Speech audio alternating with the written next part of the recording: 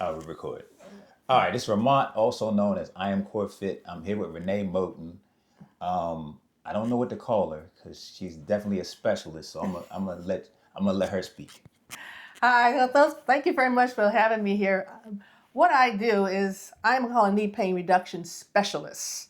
What I do is I work with people to make sure either prevent problems with their knees or before they go into surgery to help them with their knees or even after surgery to help them with their knees. So I have the whole gamut of how I can help somebody before, during, and after. So you have a whole system and program. Absolutely, Okay. absolutely. So how did this system come about? Pain. When you are in pain and you go to 4 different doctors and they all are telling you the same things over and over, you're going to either figure it out or you're going to end up on the chopping block to get surgery. So I started off with an ankle injury. My ankle started to hurt. I fell into a ditch playing soccer. And so from the ankle problem came a foot problem. And then to plantar fasciitis. Ooh, that's Yeah, painful. exactly. It is painful. And then to a knee problem. But you have to understand that's it's a 5 year gap in there where I was limping. I was still trying to work out. I was still trying to do everything I was supposed to have been doing. And I was just making myself worse. Okay. And when you go to the doctors and they kept saying, keep moving, keep exercising, get stronger, lose weight. And that's what I did. But that's not what you're supposed to do when you have problems with your knees. So it just escalated from one knee problem into another knee problem, and then it went into my hips. And I was all this time became a personal trainer, a massage therapist, and I started to learn myself how to get myself out of pain. And in 2014, I finally figured it out, and I got myself out of pain. Okay. So it was how many years would that process take? So Exactly. from that injury to like you figuring out because 20 years. 20 years. So this is a system like 20 years in the making. Yeah, it was the first 10 years was just being in pain and working with a personal trainer and trying to figure that out there. But from like the 2000, something like 2002 to 2014 was all me. Massage therapists, I went personal trainers. I went to took every supplement you can name. I went to chiropractors. I went to voodoo people. Oh, you need answers. I want answers. I swear I went to like 50 different massage therapists. I went to acupuncturists. I changed my diet. I lost weight. And so that's why very few people can tell me anything about knees. I've been there and done that and tried it. Okay. Was it something that made you like, I think I got it? Oh, yeah. The first thing that happened was in 2010. No, I go back 2002. I got a massage. I went to a pedicurist.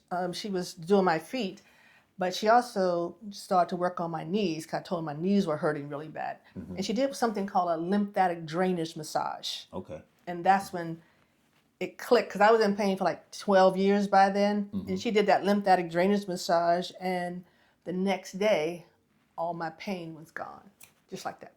Oh, Now, wow. it came back, but that was my first inkling that I could fix it myself. And that's when my holistic practitioner cap came on, and that's when I turned into going totally every single month working on something for my knees.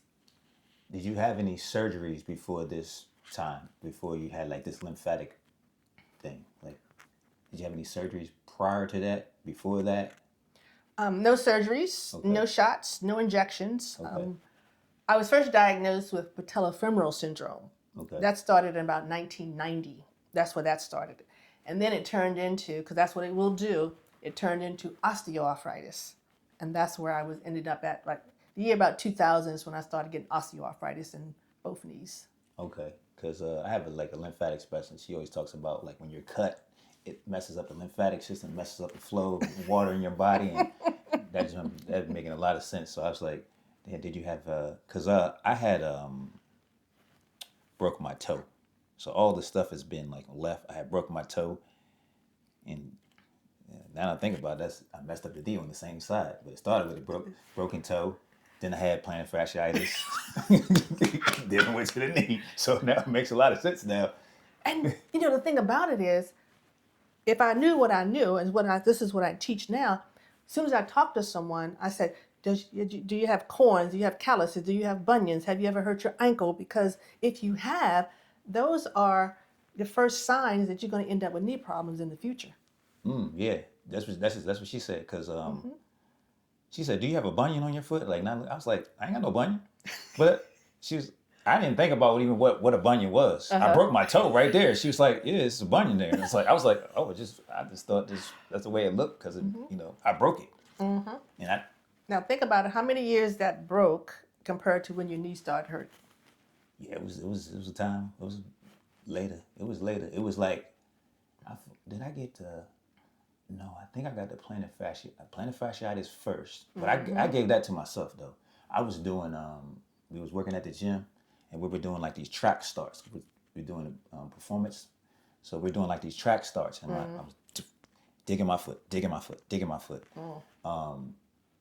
Luckily, the same guy I was telling you about that was the chiropractor. He gave me dry needling on my foot, Okay. but I limped for like 3 weeks because I don't trust the doctor. So I limped for like 3 weeks, and I went to him. He just said, "Oh, I gotta do some dry needling on it. After that, I can run." Okay, then I think I broke my toe just before I went to massage school, so probably around like 2017.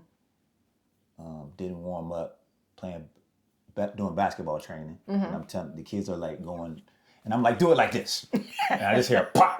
I'm like, "Yeah, do it like that." Just like that. Do it like that. But yeah, then 2017, and I hurt the knee 2 years ago. But it kept giving me like a lot of like pain. Exactly. Like it was like it would hurt, and I kind of like would do something, then it'd be. But that last time it was like, oh, I did something. See, I thought I did something bad, but that's exactly what I wrote in my book. I wrote in there the first pain, because this knee is like a tank. This knee is the knee is one of the strongest joints in the body. And if he starts to hurt, he's been under stress for a long time. yeah. And I was like, I'm used to being a tough guy, so I'm like ignoring the pain. Even when I was doing the lunge, when I heard it, I was like, this will be all right. I have videos of me with braces on my knee trying to do lunges. I used to wear 2 braces to the gym. Yeah. On the stair climber, look like a fool, with 2 braces on my knees. I got videos of this, Yeah, I would just work around it. Yeah, even when I broke my toe, I was like, okay, I can't do like the stuff that I normally do. So I guess I just started weightlifting now. So that's when I started weightlifting for a little while to my toe. Because it took probably like 2 years for my toe to feel like totally like back to strength where I can like push off on it. Wow. Like I couldn't drive on it, like doing like, like explosive movements. That's what I'm used to doing. Wow. So I was like, I'm just going to be doing weightlifting. So did weightlifting until it got back strong. But it took a while. Probably because I was avoiding it. So I, like you said, I was avoiding. I was like, well, I just won't do anything where I got to push off my toe. I'll just do like weightlifting, so I won't have to do that type of stuff. So I felt like it was weak for a while, and then that lymphatic, people don't talk about that enough, like your lymphatic drainage and stuff like that. But I got a lymphatic specialist in Atlanta, and she taught me a lot. So I was like, good for you. That opened me up. She does like these sinus detoxes. Like yeah, you ain't sleeping. You ain't sleeping. Like you sleepy after that. So okay, you said the last one was 2018. You had the aha moment. Well, my first one was in 2002. That was when I got the lymph drainage, and then my second one came in 2010 when I was in one of my classes, and the guy said, most knee problems start at the ankle, and I almost fell out of my chair because that's how mine had started. I didn't know why I had knee problems. I didn't hurt my knee at all. Right. And when he said that, I said, oh, it was from that ankle injury I had like 12 years ago. Okay. That, now it just caught up with me, Yeah, sometimes all it takes is somebody to point something out and be like, uh-oh. And he was the only one that said it. He was the only one that said it. I'm like, oh. And then when I tried to rotate my ankles, I was crying because they had locked up so badly because I was limping for 12 and a half years, and they wouldn't rotate. Oh wow, yeah. Dang. So, and then what was so you went from that to I'm going to develop something to help my knee pain, right? Yeah. So how'd that come about? Well, from once I finally got myself out of pain, I was just started to, see who would believe me enough to try my techniques that I had. And then when COVID hit, I had to come off the road. I was a personal trainer going to house. And during COVID, I got a few people to come to my online class, and they became my kind of like guinea pigs, okay? Yeah. My clients, okay? Yeah. So I was trying all these different types of techniques with them. But one thing that kept happening whenever I would do my webinars online, I would use the technique, I would try to do eversion, inversion on my ankles with a yoga strap. That's what I was using at first. And every time I was there, they said, I can't do it. I can't figure it out. I can't make my ankle do that. And I'm like, we got to be able to do that, you know? And that's where it came from. I did this in 2022. Yeah, 22. Okay. Yeah, I did it, and it's patented. It's a patented product that the only one of its existence that actually wraps around your foot. Although it's for your knee, it wraps around the foot, and it can take your foot into eversion, inversion, and not only will it stretch it, it would also strengthen it. You can strengthen it that way, but it also can help with prevention of ankle rolling. Okay. Because it's very difficult to strengthen those muscles on the outside of your ankle and on the inside. But this baby, as you know, it does the trick. It does 11 different types of stretches that is a must if we're ever going to get ourselves out of pain. So would you say, like, starting from the foot, we just don't do enough foot and ankle mobility? So is that what throws our body off and creates the imbalance? Well, the first place you want to start with is tennis ball rolling on the bottom of your foot, just to loosen up the fascia. And then there's something I do called toe yoga, because we got to keep our toes moving. So I do something called toe yoga. Okay. So as you can see, we work down, then we come up, then we hit the ankle, and that's when we start doing eversion, inversion. Okay. We do tibialis anterior. You start to, I call it, tap into music. Okay. Then you do your calf raises down there. That's dorsiflexion of the ankle, right?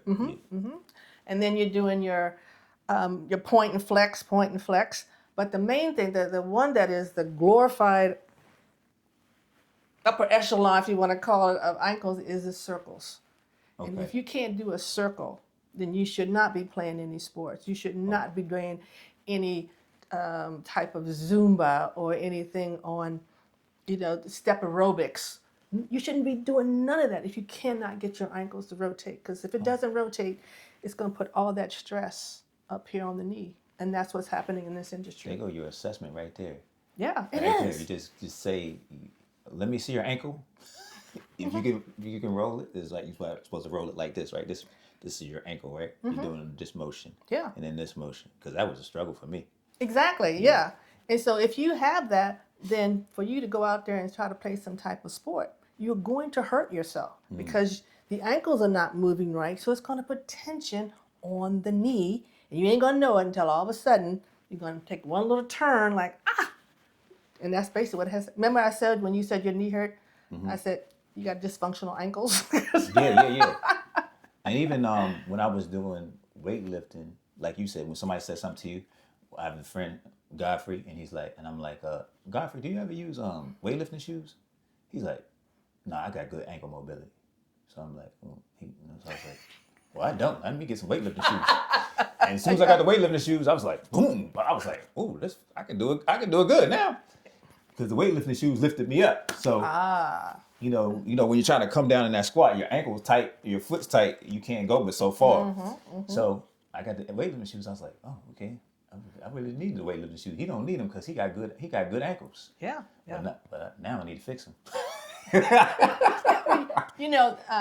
I teach. I've taught over 1,600 classes, and everybody in my class has bone-on-bone osteoarthritis, patellofemoral syndrome, meniscus tears, and they can do everything. They can do all kinds of exercise. But one thing we don't do in these classes, we don't do all this twisting and turning that they do. because you can't, after your knee starts to have a lot of problem with that, all that twisting and turning, unless you really have really good ankles, really good shoes, and all that, you're going to hurt yourself again, you know? So, not too much Zumba, right? Not too much Zumba. Zumba. This orthopedic doctor said, Renee, I love Zumba. I'm like, oh, you do? He's like, because they always come to me with their meniscus tears. Yeah. Or I have a client that she had her knee was bothering her, but she was working in Zumba for like 4 years, and the orthopedic doctor told her she had escalated her osteoarthritis because she was in Zumba. Because That makes sense, yeah. My they, sister they has just go into similar- Zumba and people don't prepare. They don't have the right shoes on. They're on these outside on the hard surfaces. You can't do that. Yeah. I have to stop a lot of people from training in those like running shoes. It's like, your foot is unstable and you're trying to lift heavy with these unstable shoes and your foot is moving and you got heavy weight on you while your feet are moving. Like that's an accident. Back injury waiting to happen. I think there's somewhere it has gotten totally lost, and I wasn't online that much before COVID, so maybe it was out there, but people just like they're on sand they're on sand doing Zumba, they're on grass doing Zumba, they're on piers, at the beach, and you can't do that. Out there on hard concrete and twisting and turning, you're going to get a knee problem. Yeah, twisting and turning. So yeah, too much Zumba, yeah. Because everybody wants to have they got a thing about workout, it got to be fun. I don't want my workout fun. I want my workout effective. That's just me. Like I want my workout effective. I want to get stronger and I want to be in my body balanced, and I don't want it to be like fun. Like good, because if fun gonna make me injured, I don't want that. Well, see, that's why in my class I don't play any music. I constantly am giving instructions. I want your feet facing this way. I want you doing this. So I'm constantly giving them instructions. And then I tell them what muscles to feel. Okay. To make sure they feel in the right muscles. Everybody in my class has been injured or hurt or whatever. So I have to keep them inside of their bodies, not listening to music, not, Chewing gum. That's mine right there. Just chewing on some gum. Well, then they always fall in the leader. Yeah. If in some of these classes. I see in these classes, a guy got washboard abs, got muscles galore, but all the people in his class are overweight, and you're gonna try to follow him? Yeah. He didn't get that from that class. No. That's what I'm talking about. He didn't get that body from that class, and he can't teach how he got that body in that class either. Yeah, right, exactly. Because that's all food you're doing it, But I don't know how much they're talking to the people, and I see it now. It's all these. I kept wondering really why women. I used to blame it on their shoes. That's why I have a lot of women that's coming into my arena. Women have more knee problems than men, but I thought it was just their shoes. But I also see now it's how they're exercising. I think it's both. One of my friends has a torn meniscus right now. It started with vacation, high heel shoes. Sorry, Dawn. High heel shoes, vacation. Yeah. And irritation there. And then she's an avid hiker. It just kept getting worse and worse and worse. And now she knows she has a torn meniscus. But yeah, started with the shoes. So high heel shoes. What is high heel shoes, or what do you think about everybody wearing these hookahs? I didn't have a preference until I just talked to a lady. She just did a podcast with her, and she said, what's wrong with the hokas is they have no stability. They're soft and everything, but they don't have any stability. I don't talk about shoes because that's not in my wheelhouse. I basically say you wear a pair of shoes and it feels good, while you're walking for miles and miles and miles, you choose that shoe. But the ones that don't have no backs on them and the ones that don't have no arches on them, they're in trouble. Okay. Because reason why I say that, because everybody likes them, which is cool. They're nice and soft. I say soft is cool for like walking, jogging and stuff like that. But when you talk about doing some squats and lunges and you're doing them in these super soft shoes, it looks like an injury to me. When your feet is unstable and they're moving while you have weight on you, it just looks like a terrible injury. What I am, this is what I'm going to be laying into a lot of the guys, the coaches for their kids. We got to look at the bottoms of their shoes. You have to look at the bottoms of your shoes. The bottoms of your shoes will tell a story. And that's why I said you shouldn't be walking, you shouldn't be doing any jog unless you do a gait analysis on people. See how their feet are walking. And I can show you some pictures of people foot going this way and that way, and they're running. Yeah. Yeah. So you got to get that. You look at the bottom of their shoes, especially the kids, especially these, the teenagers that are going out there and playing basketball. Not their basketball shoes, their everyday shoes. Everyday shoes. Okay, that makes sense. That'll That's tell like a the people. story. That's like the people who get on the massage table or the stretch table and one leg is like this. You're like, oh man. And now we're going to run, or now we're going to exercise that way. Big imbalance there. So. Yeah, and it's a lot of it. I think a lot of it is coming because we sit. The muscles up here in the front of our legs, the hip flexors get tight. Yeah. Turn your hip out. Because your knee can't do that. Your knee don't do that. Yeah. At my part-time job, I always say they have like tight hamstrings and tight hip flexors. Almost everybody got the same because it's like a tennis problem. They can open up, but their hamstrings are super tight and their hip flexors are super tight. Okay, and so if your hamstrings are super tight, you always have to go down here to the ankles. To the ankles, okay. See if their ankles are functional, because I can tell you, I can almost guarantee you they're not. Okay. So when you talk about like our average person going to the gym, or average workout, what do you think is missing from it? That like starting from the foot, is that what you think? Like we're not warming up our feet properly, not thinking about fascia on our foot. What is like? What do you see like? Because the average person just goes in the gym, goes straight to a machine. I do like say I do like some mobility. I do some glute activation and stuff like that. What do you think? Like, okay, they're not warming up their feet properly. Is that what you was that? You only have to do. You don't have to create the baseline. You do make sure you do all 7 of them, all 7 of the different types of exercises that are below the knee. You do them. You got to do them every week. You just got to do them maybe once a week. Just check in. Okay. So you just check in and say, oh, did something change? And then you have the 4 leg muscle groups. You take your leg out, your lateral raises. All right, you do 30 of them. Okay.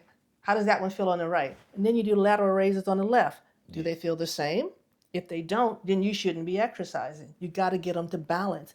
Then you do your inner thigh. Then you do your quad. Then you do your hamstrings.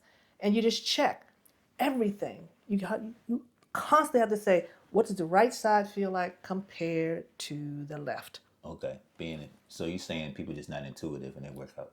They're not paying attention to what's going on. They're just doing it, but not really focusing on what. I think that's the main thing. People, they're not intuitive, focusing the detail. Like, yeah, I see.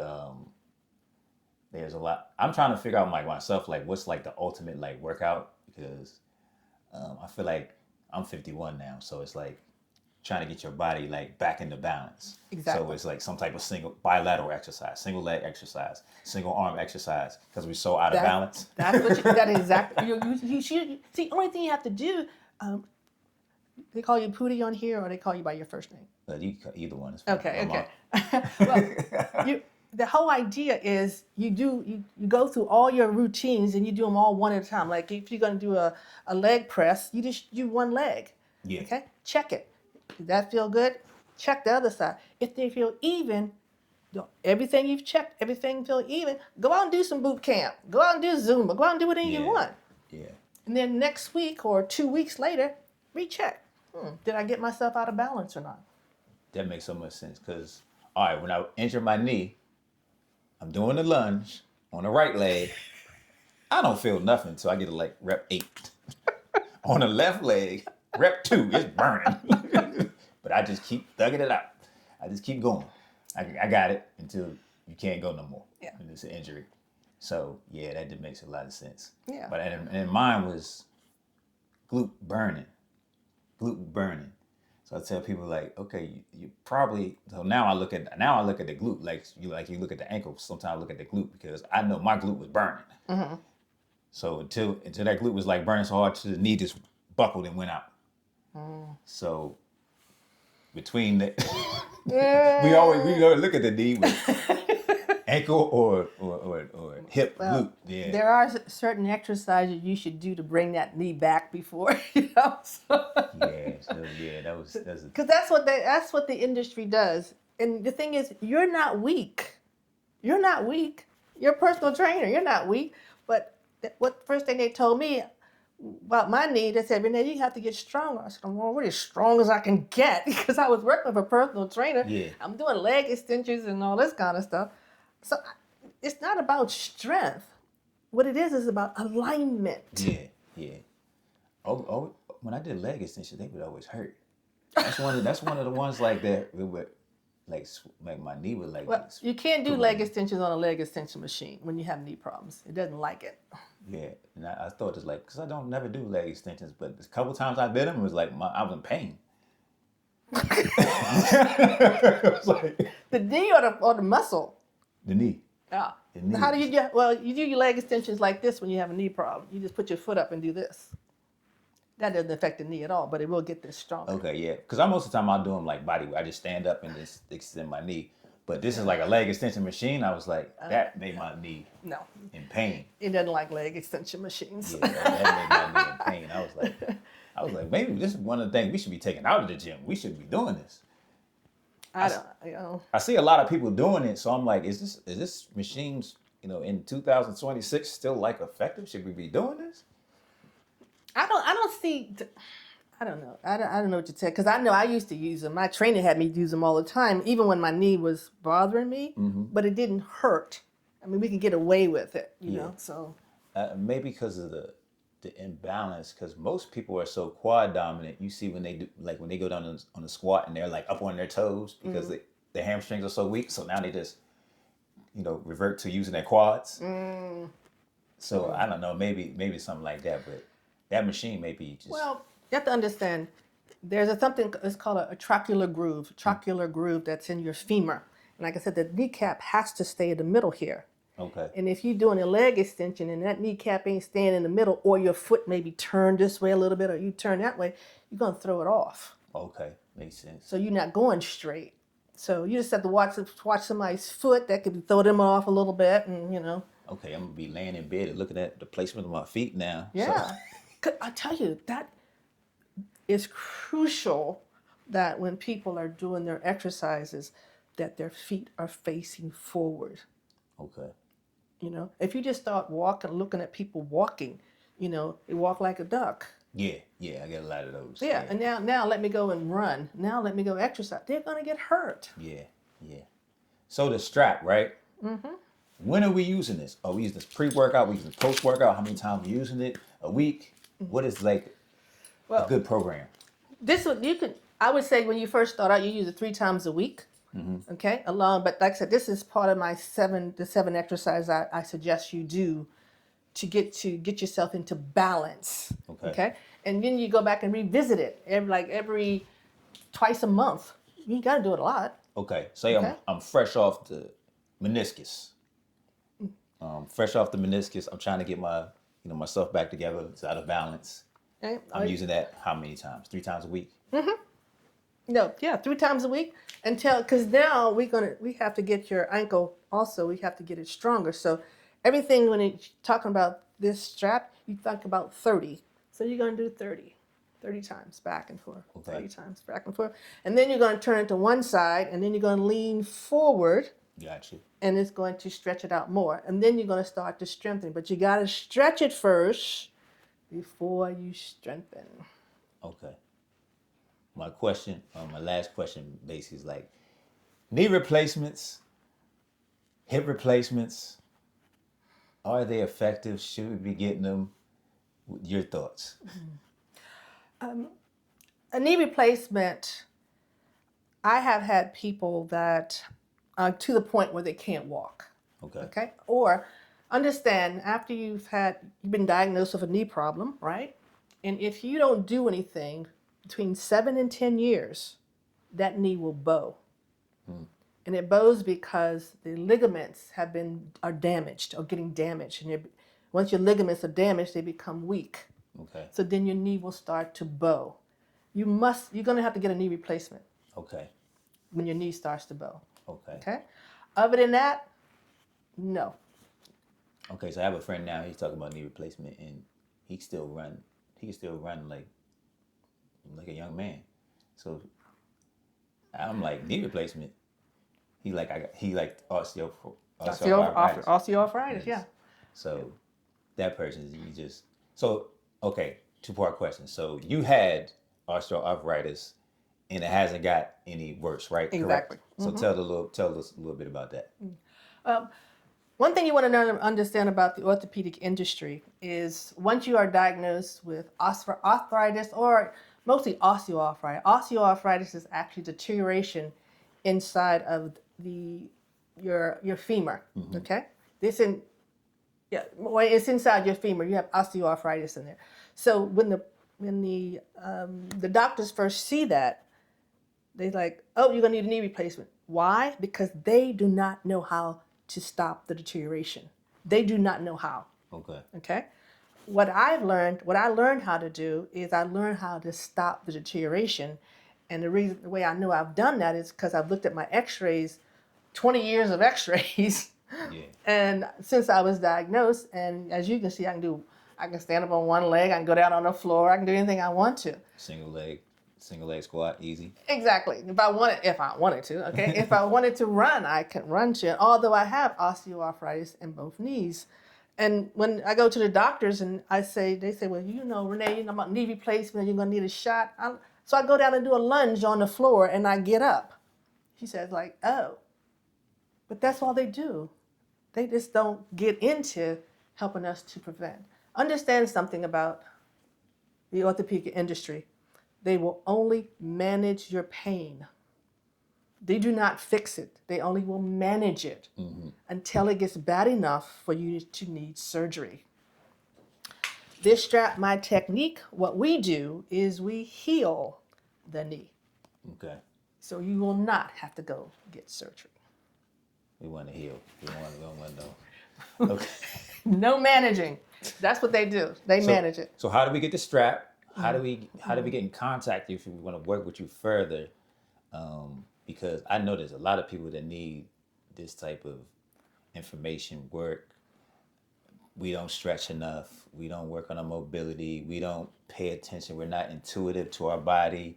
We need the education, the information, and also the product. Yeah.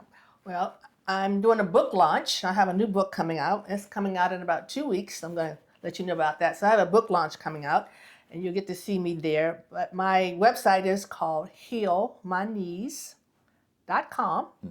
Or you can just look up Renee Moten with knees, and I'm all over the place. I got all on the social media platforms, and I would love to be able to give anyone this information because I know that it can literally change your life.